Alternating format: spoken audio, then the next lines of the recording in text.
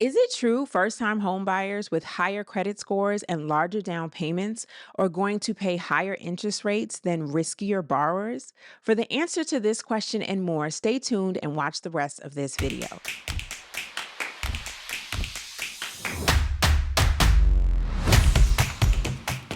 Hi guys, my name is Aquania Escarnay. I am the creator of The Purpose of Money, a platform that teaches you how to build wealth through life insurance and real estate investing. Today, we're going to talk about loan level pricing adjustments, which are also known as LLPAs, because the news is buzzing about these changes that are set to take place May 2023. Media reports have put out there that those with higher credit scores and larger down payments are going to have to start paying higher interest rates to buy homes, while lower credit score individuals with lower down payments are going to get the advantage of lower interest rates.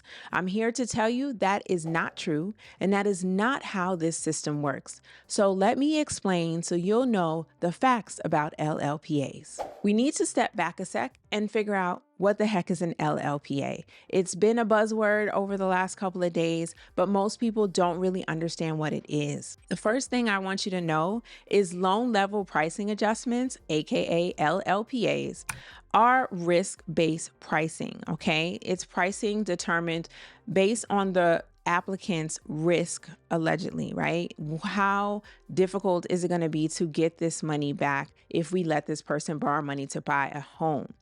Most people think that these are brand new, but they're actually not. These are fees charged to borrowers based on several factors, including their credit score and down payment, and they actually began in April of 2008 during the financial crisis. In 2008, Fannie Mae and Freddie Mac were undercapitalized. They didn't have enough funds to fulfill their goal to create more homeowners. We were going through a financial crisis and the mortgage industry took a huge hit. So that's not really a surprise. But in order to help Fannie Mae and Freddie Mac get the capital they needed, an idea was implemented to implement fees to lenders. So LLPAs were born. LLPAs are fees that are charged to lenders, and the lenders pay those fees to Fannie Mae and Freddie Mac, and that was how they began to rebuild the capital they needed to fulfill their mission. But banks and lenders did not take these costs out of their profits. Instead, they passed the fees on to borrowers. So just to be clear, banks and lenders don't profit from LLPAs. They are literally a pass-through fee that is then given to the borrower who wants to borrow money for a home. These fees are not charged at closing costs, and all the price adjustments for a loan are essentially translated into a higher interest rate. So now fast forward to today. What are the changes that are taking place on May? The simplest way to explain it is that the fees are changing.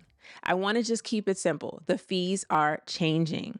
The goal of the changing is to reduce the cost of buying a home for borrowers with lower credit scores and lower down payments because they want to encourage them to buy homes. If you have a lower credit score and a lower down payment, Freddie Mac and Fannie Mae want to encourage you to still move forward in buying a home. So here's what that means for everybody. Fannie and Freddie are making changes to their fees, but they're making smaller increases to borrowers who have lower credit scores and lower down payments. And they're making slightly higher increases to those who have higher down payments and better credit scores. So when I said the prices are changing, they are adjusting them, but they're charging different fees to those who are higher credit score borrowers and higher down payment, and they are increasing the fees for lower credit scores and lower down payments too, but only slightly. And in reality, the overall changes are very small percentages for the buyer who has the down payment and the credit score to move forward with the best interest rates possible. And so I really want you to understand that despite the changes that are happening, The percentages are tiny for those who have the money to purchase a home and are considered a lower risk. And overall, the fees that they pay to buy a home are still going to be better than the interest rate offered to someone with a lower down payment and a lower credit score.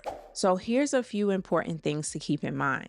Risk-based pricing only applies to conventional loans. So if you are applying for an FHA loan, a VA loan, a HUD section loan, or a USDA loan, you will not experience any risk-based pricing.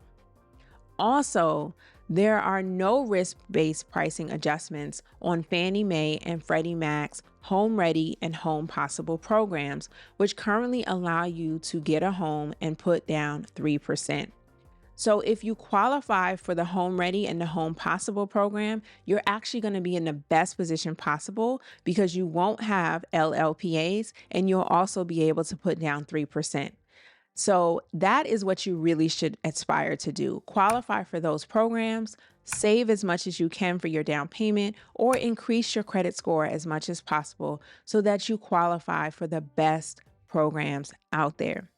Hope this was helpful. I hope it clarified some of the buzz and lets you know that, yes, they are implementing changes on May 1 to make home ownership more accessible to those with lower credit scores and lower down payments, but it is not necessarily going to result in exorbitantly higher fees or interest rates for those who still save a larger down payment for their home or do the work to have a strong credit score. So I think you still should strive for a strong credit score, save as much as you can so you lower the overall interest and cost of buying a home, and do the best you can to qualify for programs out there that will help make home ownership possible for you.